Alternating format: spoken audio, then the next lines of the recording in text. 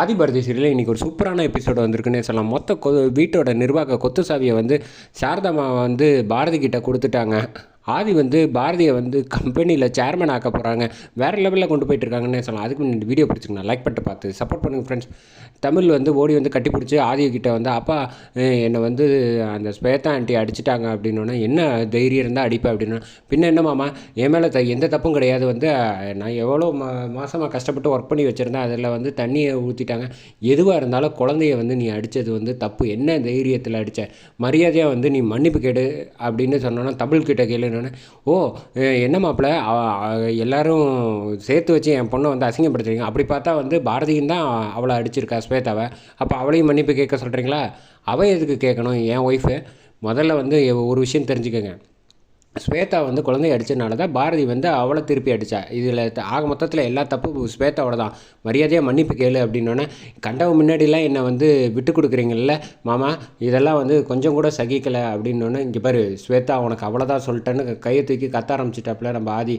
என்ன நினச்சிட்டு இருக்க? பாரதி வந்து என்னோடய ஒய்ஃப், என் பொண்ணை நீ அடிச்சிருக்க, மரியாதையாக மன்னிப்பு கேளு அப்படின்னப்ப கரெக்டாக சாரதா வந்து உள்ளே என்ட்ரி ஆகுறாங்க.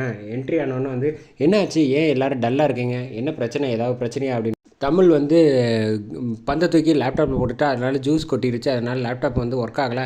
அவள் ப்ராஜெக்ட் பண்ணி வச்சது வேஸ்ட்டாக போச்சுன்னு சொன்னால் உடனே வந்து அதுக்காக ஒரே ஒரு அடி அடித்தா, அதுக்கு போய் வந்து பாரதி வந்து ஸ்வேதாவை அடிச்சிட்டான்னு அதிர்ச்சி ஆகிறாங்க நம்ம சாரதாமா.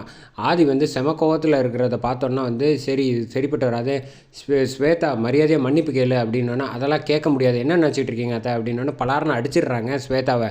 இங்கே பாரு யாரை அடிக்கிற? என் பேத்தி அடிக்கிறதுக்கு உனக்கு என்ன உரிமை இருக்குது? பாரதி என் மருமக. எனக்கு ஆரம்பத்துலேருந்து உன்னை பிடிக்காது தான்.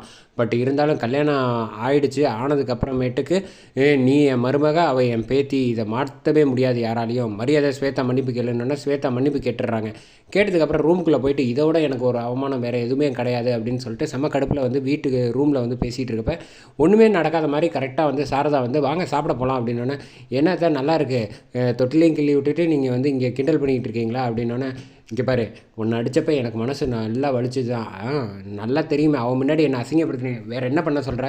ஆதி வந்து ஆதியாகவே இல்லை, அது முதல்ல தெரியுமா உங்களுக்கு அப்படின்னு. என்ன நடந்துச்சுங்கிறத மறந்துட்டீங்களா? 5 நிமிஷத்துக்குள்ளே வரலன்னு உங்கள் எல்லோரையும் வீட்டை விட்டு துரத்திடுவேன்னு சொன்னானே, இதெல்லாம் நம்ம ஆதி பண்ணுறதா இருந்தேன். எனக்கு என்னமோ வந்து ஆதிக்குள்ளே இருக்கிற வேறு யாரோ பண்ணுற மாதிரி தான் இருக்குது.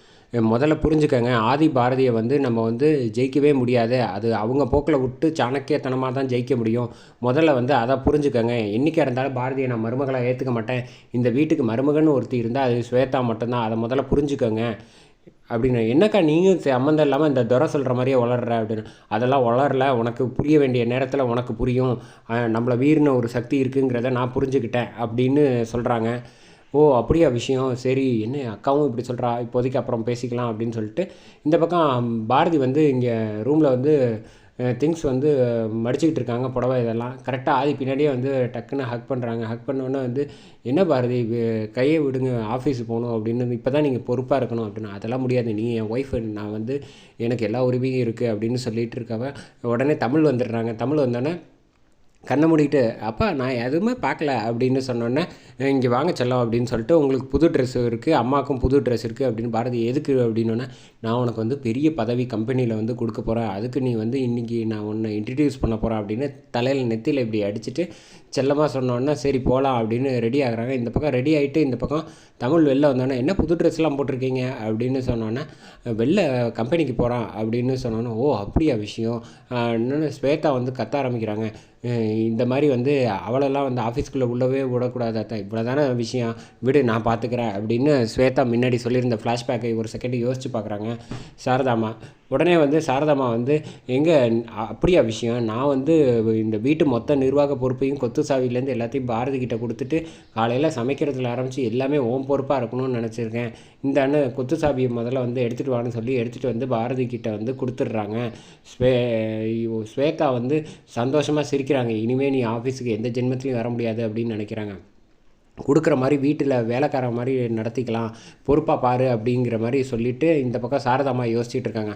ஆதி பட்டுன்னு சொல்லிட்டாங்க, இந்த வேலையெல்லாம் அம்மா அவளெல்லாம் பார்த்துக்கிட்டு வச்சுட்டு இருக்க முடியாது, இதுக்கெல்லாம் வேறு ஆளை போட்டுக்கோங்க. என்ன வீட்டு நிர்வாக பொறுப்பை கொடுக்குறேன் அது வேணாங்கிறீங்களா அப்படின்னோடனே, நான் அவங்களுக்கு வந்து கம்பெனியில் வந்து முக்கியமான பொறுப்பு ஒன்று கொடுக்க போகிறோமா, அவங்க வந்து என் கூட ட்ராவல் பண்ணாங்கன்னா எனக்கு நிறைய உதவியாக இருக்கும் அப்படின்னோடனே, சரி ஆதி என்ன முடிவு பண்ணுறானோ அதுவே இருக்கட்டும் அப்படிங்கிறாங்க. அதுவுமே வந்து பாரதி நிறைய ட்ரிப்பு வந்து ஆதியை வந்து காப்பாற்றியிருக்கா, அதனால் அவள் வந்து ஆதி கூட இருக்கிறது தான் சரியாக இருக்கும் அப்படின்னு சும்மா வாய் போக்கில் மேற்கொண்டு சொல்கிறாங்க. பட் இருந்தாலும் எனக்கு வீட்டு நிர்வாகத்தை கொடுக்குறப்ப நீ வந்து இப்படி சொன்னால் எனக்கு சங்கடமாக இருக்குன்னு அத்தையா வந்து நான் சூக்காக சொல்கிறாங்க. அதோட முடிக்கிறாங்க.